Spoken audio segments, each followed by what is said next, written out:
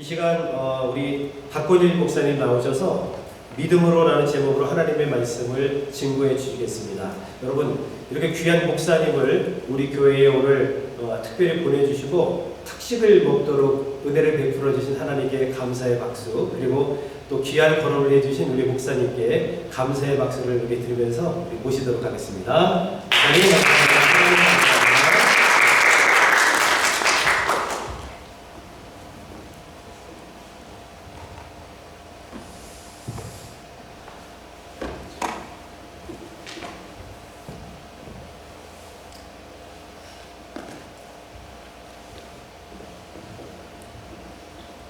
할렐루야. 아멘. 감사합니다. 부족한 사람을 이렇게 귀한 자리에 초대해 주시고 말씀을 함께 나눌 수 있도록 해주셔서 너무 감사드립니다. 저희 교회에서 설교하는 것처럼 그렇게 설교를 하겠습니다. 히브리서 11장은 믿음의 장이라는 별명이 붙은 성경에서 믿음 또는 믿음의 사람이 어떤 사람이었는지 소개해 주기 위해서 기록된 그런 책입니다.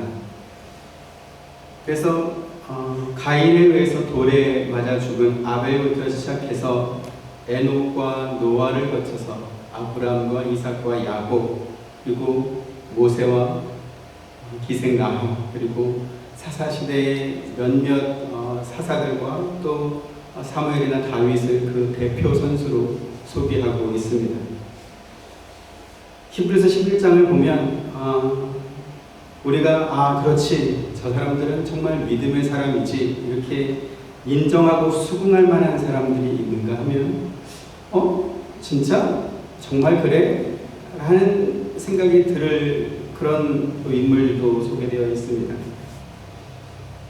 제한된 시간에 그 모든 인물들을 다 찾아보기는 상당히 어렵다 이렇게 생각이 되고요. 왜 하나님께서 이와 같은 사람들을 믿음의 사람으로 인정해 주셨는지 한 명 한 명 다 소개하기는 힘들기 때문에 마치 드라마 다시 보기 혹은 요약보기처럼 아주 핵심만 이렇게 오늘 저녁에서 이 시간 함께 말씀드리려고 합니다. 먼저 히브리서가 누구를 대상으로 주어진 책이고 또 히브리서는 무엇을 설명하는 책이며 또 왜 기록되어 있는지를 알아야 될 것 같습니다. 제가 너무나 깜짝 놀란 거는 오늘 지금 함께 나누셨던 그런 말씀들이 히브리서에 다 있어서 참 공교롭다. 알고 한 것도 아닌데 어떻게 이렇게 됐을까 앉아서 그런 생각을 잠깐 해보았습니다. 신을 믿는 믿음은 우리 기독교에만 있습니까? 아니면 다른 종교에도 있습니까? 다른 종교 사람들도 신을 믿죠. 그렇죠? 우리 교회랑 반응이 똑같습니다. 물어봐도 아무도 대답하지 않고 목사님 얼굴만 이렇게 쳐다보고 있는 건 어떻게 이렇게 우리 교회랑 똑같은지 모르겠네요. 그리고 일반적으로 종교를 믿고 또 신을 구하는 모든 사람들이 갖는 어떤 의도, 목적이 있지요. 세상에서 화를 면하고 복을 얻길 원하는 길흉화복의 원리. 그래서 그 모든 어떤 공로는 신을 믿는 사람들의 어떤 믿음의 크기, 분량에 따라 있습니다. 그래서 나온 말이 지성이면 감천이다 라는 그런 말이죠. 동서복음을 막론하고 지성이면 감천의 어떤 성공 사례들은 너무나 많이 있을 것입니다. 일단 종교를 통해서 신을 믿는 사람들이나 혹은 자연신 혹은 무속신앙을 가진 사람들이 믿는 신들이 정말로 사람이 빌고 소원하는 그러한 소원들을 들어줄 수 있는 신들인지에 관해서는 제가 특별히 설명하지 않아도 될 것 같습니다. 왜냐하면 사람들이 믿는 그러한 신들은 실제로 존재하는 영향력을 발휘할 수 있는 그러한 신들이 아니고 사람들이 만든 허구요 허상이기 때문에 그렇습니다. 성경의 증거를 한번 보시죠. 시편 115편 4절부터 8절 한 절씩 교독해 보겠습니다. 그들의 우상들은 은과 금이요 사람이 손으로 만든 것이라. 입이 있어도 말하지 못하며 눈이 있어도 보지 못하며 귀가 있어도 듣지 못하며 코가 있어도 냄새 맡지 못하며 손이 있어도 만지지 못하며 발이 있어도 걷지 못하며 목구멍이 있어도 작은 소리조차 내지 못하며 같이 우상들을 만드는 자들과 그것들을 의지하는 자들이 다 그와 같으리로다. 네. 여기 지금 8절에 보시면 우상을 만드는 자들이나 그것들을 섬기는 자들은 그들이 섬기는 나무 조각이나 혹은 돌들처럼 그렇게 무기력하고 무능한 삶을 살게 될 것이다. 이렇게 말씀합니다. 왜요? 생명이 있는 인간이 무생물인 나무나 돌을 의지하는 것처럼 어리석은 게 없기 때문에 그렇습니다. 그러면 종교나 신을 믿는 믿음은 어떠한가 하는 것입니다. 우리 기독교 신앙을 가진 사람들이 믿는 믿음과 세상 종교나 세상의 어떠한 신을 믿는 사람들의 믿음은 그 모습이나 어떤 내용이 같습니까? 다릅니까? 어떨 것 같습니까? 우리가 예수님을 믿고 하나님을 믿는 그러한 신앙과 또 부처를 믿든 알라를 믿든 무슨 이렇게 그 산신령을 믿든 혹은 조상신을 믿든 그러한 신을 믿는 사람들의 그 믿음은 같은 겁니까? 다른 겁니까? 어떨 것 같습니까? 이것을 우리가 구분하지 못하면 일평생 예수 그리스도를 믿는 신앙생활을 하면서도 마치 우상을 믿는 사람들처럼, 마치 돌이나 나무 조각을 믿는 사람들처럼 주어진 인생의 어떤 현실을 따라서 신앙생활하는 그러한 어중간한 믿음을 가질 수밖에 없게 되는 것입니다. 그래서 바울은 유대인 신앙 공동체 그 성도들에게 성경이 말하는 믿음이 무엇인지를 가르쳐주기 위해서 쓴 책이 바로 히브리서입니다.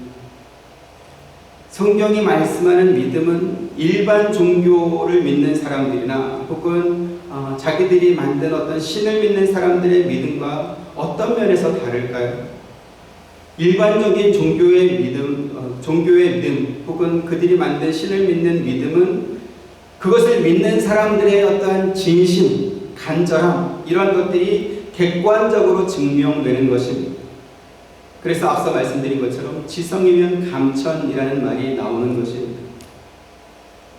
그런데 지성이면 감천이라는 말처럼 인본주의의 끝판왕 같은 그러한 어떤 말이 없습니다. 왜냐하면 지성이면 감천에서 신의 의견이나 혹은 신의 생각은 필요합니까? 필요 없습니까? 그건 필요가 없습니다. 또는 인간이 신에게 요구하는 어떠한 내용에 그 신도 동의하는지 여부를 이렇게 따질 필요가 있나요? 없나요? 그것도 필요 없습니다. 단지 자신의 필요를 지극정성으로 어필하는 인간의 간절함이 이렇게 객관적인 어떠한 모습으로 드러나기만 하면 그 믿음은 끝인 것이지. 그래서 시편 기자는 하나님은 사람이 손으로 만든 그런 우상과 다른 분이다 이렇게 말씀하고 있는 것입니다. 우상은 목구멍이 있어도 작은 소리조차 내지 못하지만 그러나 하나님은 그런 분이 아니시다라는 것이죠. 우리가 성경 몇 장만 펼쳐만 봐도 확인할 수 있습니다. 성경은 지성이면 감천의 어떤 그런 논리로 인간이 신을 찾아가는 그러한 믿음이 아닙니다. 오히려 하나님께서 인간을 찾아오셔서 인간에게 말씀하시고 약속하시고 그 약속을 이루어 주는 것, 그것이 바로 성경인 것이지. 그래서 기독교의 믿음은 인간이 신을 향해 바치는 어떤 진심이나 간절함의 표현이 아니라 창조주이신 하나님께서 인간을 찾아오셔서 약속을 주시고 그 약속을 인간의 역사 속에서 어떻게 이루어 주셨는지를 설명한 책이 바로 성경인 것입니다. 그리고 하나님께서 인간에게 이루어 주신 그 많은 약속들 가운데 하나를 오늘 예로서 설명드리려고 합니다. 광야 40년 생활을 마친 이스라엘 민족의 가나안 입성이 이제 시작되고 있습니다. 오늘 본문 다시 한번 같이 읽어보시죠. 30절 시작. 믿음으로 7일 동안 여리고를 도니 성이 무너졌으며. 지금 이 말씀만 읽으면 이스라엘 민족이 하나님에 대한 굳건한 믿음을 가지고 여리고성을 7일 동안 돌았더니 드디어 성이 무너진 것처럼 그렇게 보입니다. 그러면 성경은 이 내용에 대해서 과연 어떻게 설명하고 있을까요? 여호수아 6장 1절부터 5절 한 절씩 봅니다. 이스라엘 자손들로 말미암아 여리고는 굳게 닫혔고 출입하는 자가 없더라. 여호와께서 여호수아에게 이르시되 보라 내가 여리고와 그 왕과 용사들을 내게 손에 넘겼으니 너희 모든 군사는 그 성을 둘러 성 주위를 매일 한 번씩 돌되 엿새 동안을 그리하라. 제사장이 일곱 양담나팔을 잡고 너희에게서 나아가시오. 일곱째 날에는 그 성을 일곱 번 돌며 그 제사장들은 나팔을 불 것이요. 같이 제사장들이 양각 나팔을 길게 불어 그 나팔 소리가 너희에게 들릴 때에는 백성은 다 큰 소리로 외쳐 부를 것이라. 그리하면 그 성벽이 무너져 내리니 백성은 각기 앞으로 올라갈지니라 하시매. 했습니다. 하나님께서 여호수아에게 엿새 동안은 성을 한 바퀴씩 돌고 이일째 되는 날에는 7번을 돌면서 제사장은 나팔을 불고 백성들은 나팔 소리가 들릴 때 큰 소리로 외치면 성벽이 무너질 것이다, 이렇게 말씀하고 있습니다. 그런데 지금 이 사건을 여러분이 보시면 지성이면 감천과 같이 이스라엘 민족이 하나님께 우리가 이렇게 할 테니까 여리고성을 무너뜨려 주십시오, 이렇게 해서 이루어진 사건이 아닙니다. 이 사건을 잘못 이해하면 이스라엘 민족이 뭔가 어떤 자기들의 소원과 하나님을 믿는 어떤 믿음의 간절함을 가지고 여리고성을 7번 돌았다, 7일 동안 돌았더니 견고했던 그 여리고 성벽이 와르르 무너진 것처럼 그렇게 생각하기 쉽습니다. 그래서 이 사건을 잘못 이해하고 잘못 해석한 나머지 각종 선교단체나 혹은 각종 교회에서 이와 같은 예로 이렇게 이 여리고 성 돌기를 실천하는 예가 있습니다. 이게 뭐냐면 땅밟기입니다. 제가 YWAM DTS를 받았거든요. YWAM에서 많이 하는 게 땅밟기입니다. 교회를 개척하거나 혹은 교회를 건축해야 될 때 혹은 선교사가 되어서 선교지를 이제 답사할 때 이 땅밟기라는 이름으로 하나님께 이 땅을 우리에게 주시옵소서 이러면서 땅을 막 도는 것입니다. 그렇게 기도하면서 간절하게 이렇게 기도하면서 땅밟기를 하면 하나님께서 그 땅 혹은 어떤 그 지역을 하나님께서 주신다, 이렇게 생각합니다. 그런데 여리고 성벽이 무너진 이 사건은 이스라엘 민족이 어떤 간절한 뜻이나 목적을 품고 하나님께 믿음으로 기도하면서 매일 성을 돌았더니 마침내 성벽이 무너진 그런 사건이 아닙니다. 지금 하나님께서 여호수아를 통해서 이스라엘 민족에게 여리고성을 매일 한 바퀴씩 돌아라, 7일째 되는 날은 7바퀴 돌고 그리고 제사장이 나팔을 불면 큰 소리로 외쳐라. 지금 이 말은 여리고성이 무너지는 것과 그들이 한 행위가 전혀 상관없는 행위이기 때문에 그렇게 하라고 말씀하신 것입니다. 만약에 하나님께서 매일 한 바퀴씩 돌면서 짱돌을 던져라, 그렇게 했다면 매일 그렇게 돌에 맞았더니 그 벽이 무너졌다, 이렇게 생각할 수 있겠지. 근데 그냥 돌라고 하니까 매일 돌 거고 마지막에 나팔 부니까 와 하니까 성벽이 무너졌습니다. 이게 지금 성벽 무너진 것과 그들의 행위와는 전혀 관계가 없다라는 것이죠. 만약에 진짜로 성벽이 무너지길 원했다면 대포를 쏘거나 폭탄을 설치하거나 뭔가 무너질 만한 뭔가를 했어야 되겠죠. 그런데요, 성경에는 지금 이와 같은 비슷한 방법으로 하나님께서 행하신 기적들이 상당히 많이 기록되어 있습니다. 가장 대표적인 기적을 꼽으라고 한다면 사사시대에 기드온에게 명령하셨던, 그리고 기드온과 함께 미디안과 전쟁에 나갔던 300명의 용사를 들을 수 있겠습니다. 사사기 7장 15절부터 23절 한번 보시죠. 기드온이 그 꿈과 해몽하는 말을 듣고 경배하며 이스라엘 진영으로 돌아와 이르되 일어나라, 여호와께서 미디안과 그 모든 진영을 너희 손에 넘겨주셨니라 하고 300명을 세계로 나누어 각소의 나팔과 기 하나리를 들리고 하나리 안에는 횃불을 감추게 하고 그들에게 이르되 너희는 나만 보고 내가 하는 대로 하되 내가 그 진영 근처에 이르러서 내가 하는 대로 너희도 그리하여 나와 나를 따르는 자가 다 나팔을 불거든 너희도 모든 진영 주위에서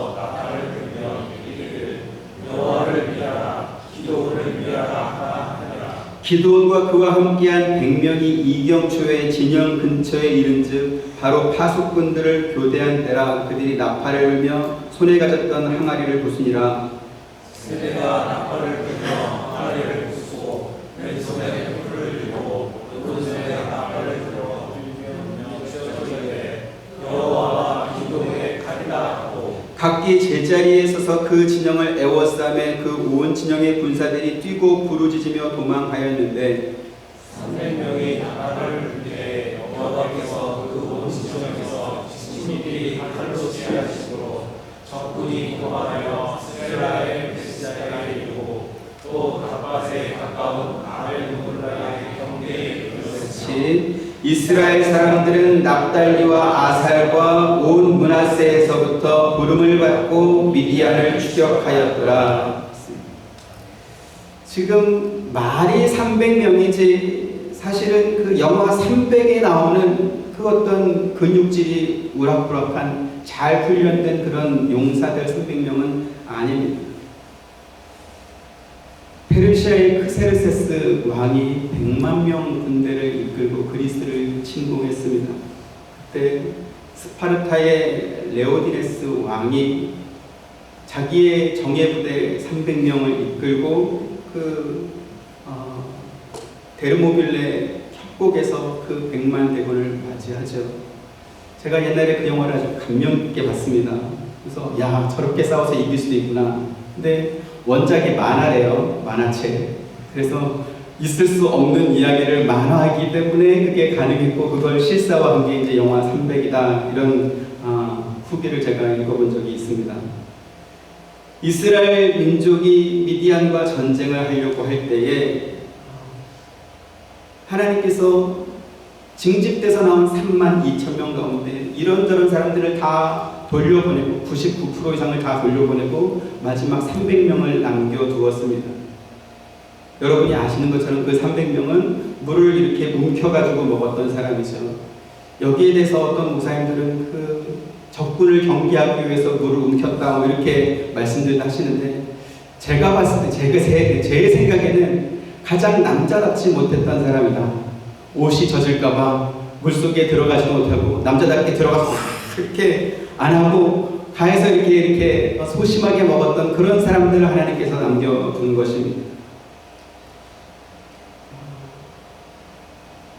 그러면 그 당시의 사람들, 그 미디안 사람들 과연 얼마나 되었을까? 그 300명이 최첨단 무기를 무장하고 그들을 맞이하러 간 것이 아니었습니다. 지금 여러분들이 성경에서 읽은 것처럼 한 손에 횃불을 들고 한 손에는 나팔을 들었습니다. 그리고 항아리로 그 횃불을 감추었습니다. 그러니까 깨트렸을 때 마치 김장국처럼 큰 항아리를 깨트렸으면 뭔가 소리가 요란하겠지만 횃불을 감춘 항아리다 그러면 항아리 크기가 얼마나일까요? 한 손에 나팔 들고 있으니까 두 손으로 항아리를 잡을 수도 없고 횃불 있고 그 위에 항아리를 덮었어요. 그 항아리는 큰 항아리겠습니까? 아니면 횃불을 감추는 용도의 아주 작은 항아리겠습니까? 아주 작은 항아리였을 것입니다. 그리고 그것을 가지고 들어가서 밤중에 이렇게 막 진영에 들어가서 깨트리고 나팔 불고 막 소리 지르니까 잠자던 사람이 일어나서 혼비백산해가지고 자기들끼리 치고받고 싸웠다 이렇게 보이죠. 너무나 단순한 거고 영화도 한 번도 안 본 사람들이 그렇게 상상하는 것입니다. 그러면 이 말씀을 보시죠. 사사기 8장 10절 같이 봅니다. 시작. 이때에 세바와 살문나가 갈골에 있는데 동방 사람의 모든 군대 중에 칼든 자 12만 명이 죽었고 그 남은 15,000명 가량은 그들을 따라와서 거기에 있더라 했습니다. 당시 이스라엘 군대와 이스라엘 사람들과 전쟁하러 왔던 미디안 군대의 규모가 13만 5천 명이었습니다. 그들이 무슨 하룻밤 풍찬 노숙하기 위해서 온 것이 아니고 전쟁을 하기 위해서 이스라엘을 침공한 것입니다. 몇 날 며칠이 걸릴지 모르지만 당연히 잠을 자기 위한 막사를 쳤을 것이고 음식을 만들기 위한 어떤 시설들을 만들었을 것입니다. 13만 5천 명이. 그 규모가 얼마나 컸을까 제가 한번 생각하면 찾아봤습니다. 한국에서 제일 큰 야영장이 덕유산에 있는 대야영장이다 이렇게 되어 있습니다. 약 80만 평 규모의 4,000개의 텐트를 동시에 칠 수 있는 우리나라에서 가장 큰 규모의 야영장입니다. 80만 평 그러면 감이 잘 안 오시죠? 여의도 한 면적 정도 됩니다. 거기에 4,000동의 텐트를 칠 수 있습니다. 보통 텐트라 그러면 4인이 들어가는 텐트가 한 동이겠죠. 그러면 4,000개 치면 4만 명입니다. 그렇죠? 그러면 10명이 들어가는 텐트를 4,000개 쳤다 그러면 어떻게 되겠습니까?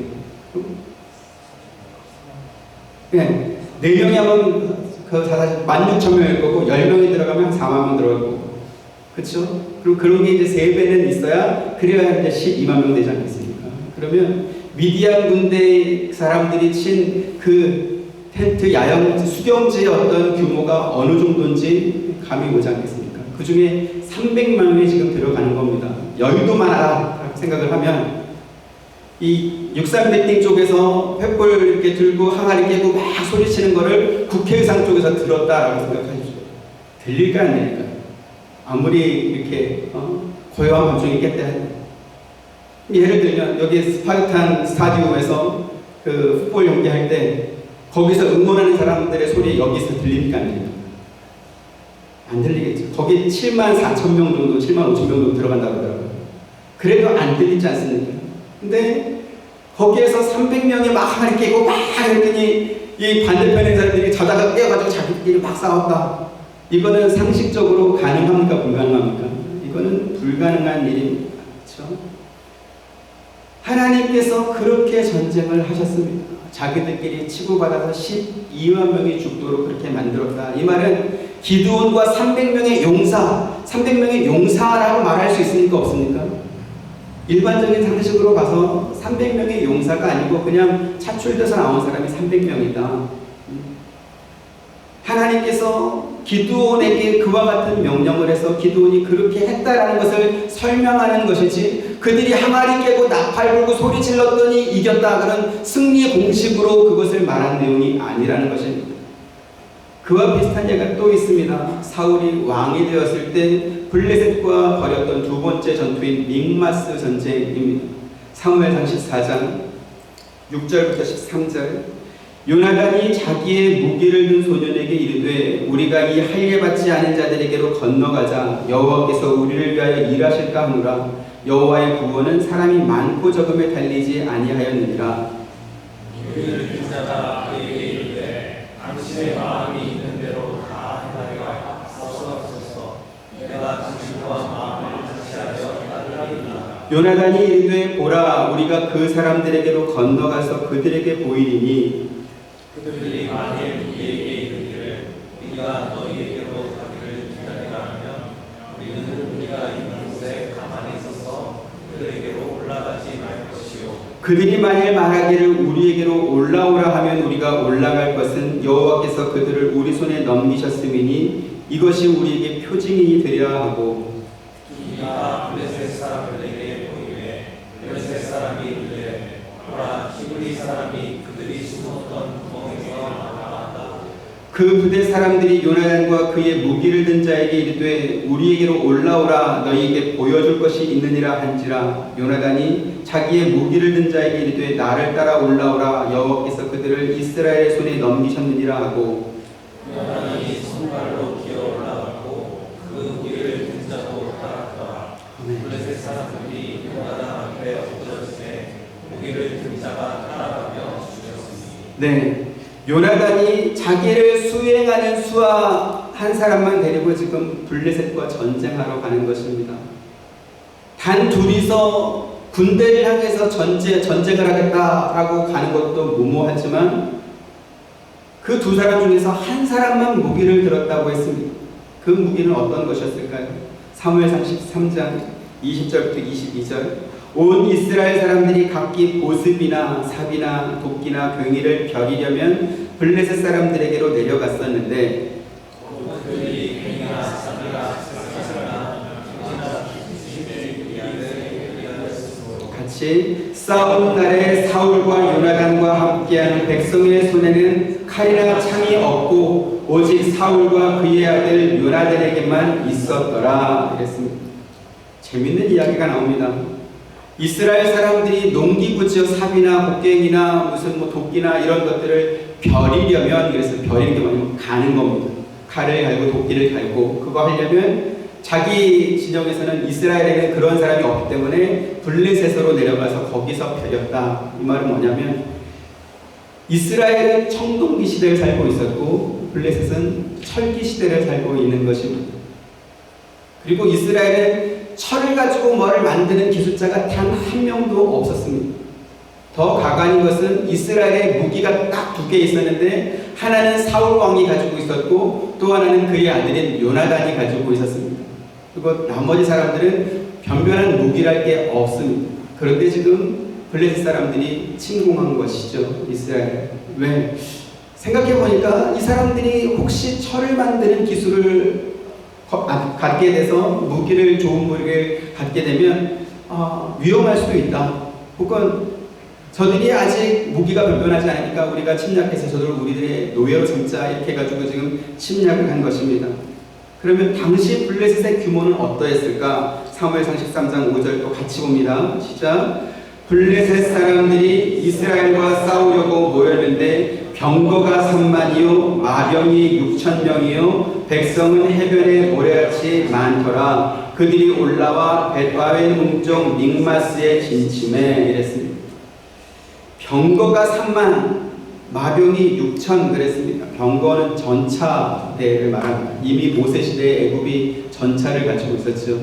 오늘날로 비교하면 자주포 3만 대의 자주포를 가지고 있는 부대에 그 조총 2개 가지고 1개 가지고 지금 전쟁하러 올라간 겁니다. 말이 안 되죠. 그러면 이스라엘의 병력의 규모는 어땠을까? 그 앞에 2절 같이 봅니다. 시작. 이스라엘 사람 3,000명을 택하여 그 중에서 2,000명은 자기와 함께 믹마스와 베델산에 있게 하고 1,000명은 요나단과 함께 베냐민 기브아에 있게 하고 남은 백성은 각기 장막으로 보내니라. 네. 블레셋의 군대는 어마어마하게 많은데 이스라엘의 병력은 겨우 3,000명. 그 중에 2,000명은 사울 왕이 자기를 보호하고 있고 1,000명은 요나단을 보호하고 있고 나머지는 진영으로 돌아가서 숨어 있어라. 지금 이런 상황입니다. 그런데 누가 봐도 도무지 이길 수 없는 이러한 전쟁에 하나님께서 요나단과 함께 하셔서 그 전쟁에서 이스라엘이 이기게 하는 겁니다. 사무엘상 14장 14절부터 16절. 요나단과 그 무기를 든 자가 반나절가리 땅 안에서 처음으로 쳐 죽인 자가 20명가량이라. 그들이 지정과 모든 백성들이 공포에 떨었고 부대와 노략군들이 땅도 치솟아 다녔으니 이는 큰 떨림이었더라. 같이 베냐민 기브아에 있는 사울의 파수꾼이 바라본즉 허다한 블레셋 사람들이 무너져 이리저리 흩어지더라. 이랬습니다. 아까도 말씀드렸던 것처럼 이스라엘의 무기는 단 2개밖에 없습니다. 사울왕이 하나 가지고 있고 하나는 요나단이 가지고 있고, 근데 요나단은 그마저도 자기를 호위하는 사람에게 주어서 그 사람은 무기 든 자, 요나단은 무기가 없어서 손으로 막 이렇게 블레셋 진영으로 올라가는 그러한 상황을 아까 우리가 봤죠. 그런데 그 두 사람이 올라갔는데, 단 둘이 올라갔는데 병거만 해도 벌써 3만이고 마병이 6,000명이고 해변의 모래처럼 많은 블레셋 진영의 사람들이 그 두 사람을 보면서 공포에 떠는 것입니다. 그리고 처음에 죽은 사람이 몇 명이라고 했죠? 20명. 해변의 모래처럼 많은 사람 가운데 20명이 죽었는데 걔 뿔뿔이 흩어졌다. 약간 그 소설식으로 우리가 생각해보면 삼국지나 손자병법 이런 책에 보면, 특히 삼국지 이런 데 가서 보면 그 장비나 조자룡이 싸울 때 한 번 창을 휘두르고 칼을 휘둘 때마다 추풍 낙엽처럼 게 날아가지 않습니까? 만화책 같은 데 보면 그런 상황이 지금 벌어졌다. 근데 그래봐야 20명인데 해변의 모래처럼 많았던 그 많은 사람들이 그걸 보면서 간담이 서늘하게 놓고 자기들끼리 이렇게 싸우고 그래서 또 다 죽게 되는 것입니다. 다시 아까 우리가 읽었던 본문으로 돌아오면 이스라엘이 여리고 전투에서 승리할 수 있었던 원인이 무엇입니까? 여호수아 6장 2절에 보면 이렇게 되어 있죠. 같이 봅니다. 시작.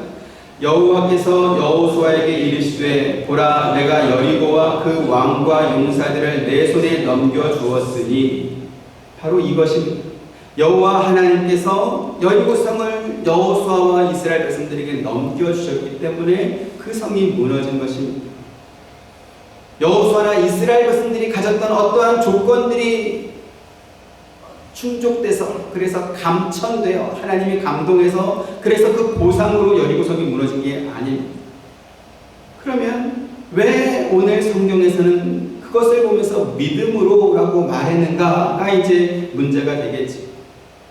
하나님께서 이스라엘 민족을 가나안 땅으로 인도하여 그들에게 복을 주고 그들이 복되게 살도록 하기 위해서 그들의 조상에게 주셨던 그 약속을 이제 하나님께서 이루어 가시는 것입니다. 그리고 하나님께서 계획하시고 하나님께서 실행하시는 그 일은 누구도 막을 수 없고 또 절대로 실패하지 않습니다. 그리고 성경은 이것을 가리켜서 믿음으로 여리고성이 무너진 것이다 그렇게 말씀하고 있죠. 여호수아와 이스라엘 민족은 난공불락의 요새인 이 여리고성 앞에서 할 수 있는 것이 사실 아무것도 없었습니다. 그들이 할 수 있는 것은 오직 하나, 그들에게 말씀하시는 하나님의 말씀을 그냥 믿고 순종하는 것 외에 다른 일은 할 수 없었던 것이지. 그래서 하나님께서는 이스라엘 백성들에게 주시려는 그 일, 또 하나님께서 자기 백성으로 삼으신 그들에게 복을 주시는 그 일을 아무도 방해할 수 없다. 그리고 그 일은 반드시 이루어질 수밖에 없다라는 것을 여리고성이 무너지는 것으로 또 그 성을 함락시키는 것으로 하나님의 하나님 되심을 보여주실 것입니다. 그리고 이스라엘 백성들은 그 하나님을 믿는 믿음으로 여리고성을 매일 돌게 되는 것이죠. 이사야 말씀 보겠습니다. 43장 1절부터 3절.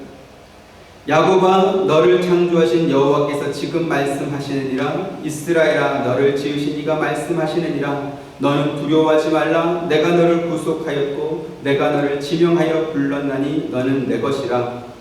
내가 불 가운데 없을 때 내가 너와 함께할 것이라. 밤에 건널 때 우리 너를 침몰하지 못할 것이며 내가 불 가운데 없을 때 터지도 아니할 것이요 그것이 너를 사르지도 못하리니. 대전하는 여호와 내 하나님이요 이스라엘의 거룩한 이요 내 구원자이니라. 내가 애굽을 너의 속량물로 구수와 수바를 너를 대신하여 주었노라. 야곱은 이삭의 아들이죠. 그리고 하나님께서 그 야곱의 이름을 이스라엘로 바꾸어서 이제 이스라엘 모든 민족을 하나님의 자녀와 백성으로 삼으셨습니다. 그리고 오늘 저와 여러분들은 그 이스라엘의 후손이다, 영적 후손이다 이렇게 볼 수 있겠습니다. 하나님께서 마치 자녀를 양육하고 보호하고 기르는 것처럼 그렇게 이스라엘 백성들을 위하고 있는 것입니다. 그리고 그 하나님께서는 이제 저와 여러분을 위해서 자기 아들을 세상에 보내시고 그 예수 그리스도로 말미암아 우리가 구원받게 하셨습니다. 하나님께서 예수님을 세상에 보내시기 전에도 여리고성을 무너뜨리시고 또 기드온과 300명을 통해서 또 전쟁에 승리하게 하시고 그리고 요나단을 통해서 블레셋을 물리치게 하시고 그 외에도 어마어마하게 많은 기적의 역사들이 성경에 기록되어 있는데 근데 자기 아들까지 보내주셨으니 이제는 더 필요한 것이 우리에게 없지 않는가.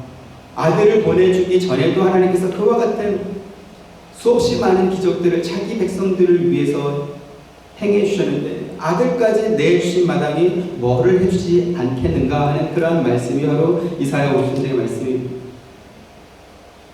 하나님께서 우리를 부르시고 또 우리에게 믿음을 주실 그때에 이미 하나님께서 최종적으로 우리에게 무엇을 주실 건지 전부 다 계획되어 있고 또 그 계획에 따라 우리가 인도함을 받게 될 것입니다. 마치 이스라엘 백성들이 야곱 때에 애굽 땅에 들어갔다가 모세 때에 출애굽을 하게 된 것처럼 그리고 그 땅을 하나님께서 정복하게 하시고 그리고 그들에게 복을 주셨던 것처럼 오늘 저와 여러분들도 믿음을 갖게 된 그 처음 순간부터 하나님 계신 그 영광의 자리에 이를 때까지 하나님께서는 그 일을 포기하지 않으실 것이고 실패하지 않으실 것이고 끝까지 이루어내실 것입니다. 그리고 하나님께서 그 일을 단신 혼자만 이루시는 것이 아니고 그 일에 우리를 부르고 있지. 어떻게요? 마치 이스라엘 백성들이 하나님의 말씀을 따라 여리고성을 매일 한 바퀴씩 돌듯이, 또 기드온이 하나님 말씀을 듣고 겨우 300명의 사람들을 데리고 한 손에 횃불을 들고 항아리로 감추고 한 손에 나팔 들고 그 전쟁터에 들어가듯이, 마치 요나단이 단 2사람에서 그 많은 블레셋 백성 그 군대를 향해서 돌진에 들어가듯이 그렇게 아주 최소한의 순종을 하나님께서 우리에게 요구하시는 것입니다. 그리고 그것이 충분하든 충분하지 않든, 객관적으로 보면 절대 충분하지 않지만 그러나 그 충분하지 않은 것조차도 하나님께서는 믿음으로라고 말씀하시는 것입니다. 이거는 우리가 하는 것입니까? 아니면 하나님께서 인정해 주시는 것입니까? 그래서 기독교의 믿음은 지성이면 감천이 아니고 하나님께서 인도하시는 것에 최소한의 반응인 것입니다. 그래서 믿음은 그 최소한의 반응인 순종과 함께 따라오는 것이죠. 기독교의 믿음은 순종인 것입니다. 순종. 하나님께서 계획하셨고 하나님께서 이루어 가실 것이고 마침내 영광의 복된 자리에 우리를 갖다 놓을 것이다 라는 것을 순종으로 믿음에 이르게 되는 것이죠. 그래서 오늘 저와 여러분이 그와 같은 믿음을 갖게 되기를 주님의 이름으로 축원드립니다. 아멘. 말씀은 믿음은 순종입니다. 하나님께서 성경을 통해서 우리에게 주신 이 귀한 믿음을 아무런 공로도 없고 아무런 행함도 없고 어떤 것도 없지만 그러나 우리의 보잘것없는 작은 것 하나까지도 하나님께서 믿음으로 여겨주시고 복된 하나님의 자리에 인도하신 것을 우리가 감사히 받으며 잘 순종할 수 있는 저와 여러분 되시기를 주님의 이름으로 축원드립니다. 은혜로우신 아버지 하나님 감사합니다. 믿음으로 이스라엘 백성들이 7일 동안 여리고성을 돌았더니 하나님께서 그 성을 무너뜨리셨습니다. 처음부터 마지막 순간까지 하나님께서 다 하셨지만 그러나 하나님께서는 그것을 가리켜서 믿음으로라고 말씀하십니다. 오늘 우리가 그와 같은 믿음을 은혜와 선물로 받았습니다. 과연 우리는 여리고성을 돌았던 그 이스라엘 백성들처럼 순종하는 믿음이 있는지, 기도원과 함께 미디안과 전쟁으로 날아가다가 참여했던 그 300명처럼 그렇게 작은 순종을 보이는 그러한 순종의 마음이 우리에게 있는지, 요나단과 함께 올라갔던 그 무기든 소년처럼 그와 같은 순종의 마음이 우리에게 있는지 다시 한번 우리 자신을 돌아보게 하시고 하나님께서 주시는 이 귀한 은혜를 우리가 감사히 받으며 최소한의 반응, 최소한의 감사, 최소한의 순종, 이것만으로도 하나님께서는 큰 믿음으로 오신다는 사실을 다시 한번 확인했사오니 그와 같은 믿음을 우리에게 허락하여 주옵소서. 예수님 이름으로 기도드립니다. 아멘.